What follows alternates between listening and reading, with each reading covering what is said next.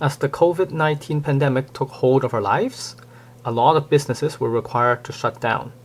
Among them, hair salons became one of the businesses that were required to close. Now, that means getting your hair done is not an essential service. However, it certainly has become a much coveted service. It's something that we really cannot wait to see reopen again. So in the meantime, what do you do if you want to get a haircut done at home? Well, if you have somebody at home who can cut your hair for you, then that's obviously a very good choice, and that also means you're very lucky. Most people are not that fortunate. So if you don't have anyone who knows how to cut your hair for you, let's take a look at your options. So option 1 is the bald shave, because that's the quick and easy way to go. That means you just take your electric shaver and you go zzz, and after a few minutes, you're done. Bald and glowing. You can even do it as a cancer fundraiser.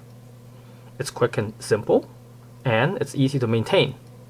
All you have to do is wash and give it a scrub and wipe it dry afterwards. No need to comb your hair, don't need to brush your hair, you don't need to style it, and you don't need to tie it up. Easy. And whenever you feel like it, you just shave it again all by yourself. And if you don't really want the full glow of an enlightened light bulb head, well, most haircut sets do come with an adapter that you can put on the shaver, and you can set just how short you want to shave, in case you want to leave that very last 1 to 2 centimeters untouched. But before you get too excited about shaving that crown, make sure you actually have a shaver at home, because I heard they're now a hot commodity. People clear them off store shelves just like they did previously for masks, gloves, hand sanitizer, toilet paper, and I heard baking flour too. So it might not be that easy for you to buy or order an electric shaver if you don't already have one in your closet. And if you want somebody to shave for you, assuming that you already have a shaver or someone else is presumably using their shaver, then they'll need to keep at least 2 meters or 6 feet away from you to satisfy physical distancing requirements during the COVID-19 pandemic. Which means you need to get a 6-foot pole and you mount the shaver on the 6-foot pole to get the job done safely. I'm not really sure it's that safe for your head, but it's certainly safe to keep the coronavirus away. So now we move on to option 2. What if you want to have an actual haircut, not a shave? Well, it's definitely not easy cutting your own hair, and I would imagine that most barbers won't even attempt to cut their own hair by themselves. So if you can pull this off, you must be pretty talented. It's most likely better for you to get somebody else to cut your hair for you.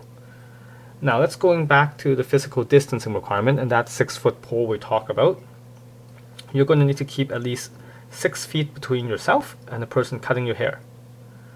This is where you can go to your gardening shed and you retrieve that telescoping tool with a pair of cutters on the end.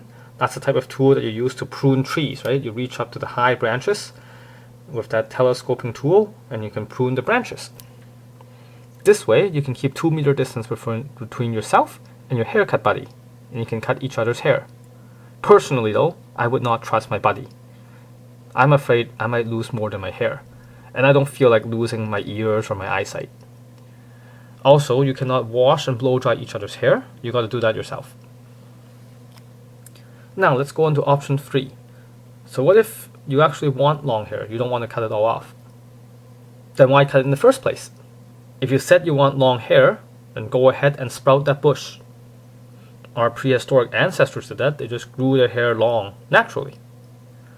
Oh, but what if it doesn't look good? What if it doesn't grow right? Well, that's called a pandemic hairdo. It's kind of like how hockey players grow a playoff beard, except the NHL is suspended right now and playoffs are postponed indefinitely. So instead of a playoff beard, you are going to grow your pandemic hairdo. And you can start a blog and take a selfie photo of yourself every day with your pandemic hair and post for everyone to see and share. You can do a different home hairstyle every day and take a selfie and post it. You might even start a trend, and then people can join in and post their own pandemic do's. Finally, let's just say next time you see your barber or your hairstylist, it will probably be the happiest, most satisfying visit to the hair salon, and you'll most likely appreciate their work more than ever before, even if they don't do a good job. And even if you have to stand in a 1 kilometer long lineup with a mask on and have your temperature taken, checked at the door before getting into the barber shop. And if you don't have a mask, then you'll have to make your own DIY mask using an old sock. What a way to reuse a sock, right? An old sock from your foot to your nose and mouth. Or not. Maybe you've decided that you don't need to go to the hair salon. You don't need to cut your hair again. Maybe you decide that you don't want to have your hair cut ever again. You just keep posting new selfies onto the hair blog year after year, even after the COVID-19 is gone. Anyhow, stay healthy.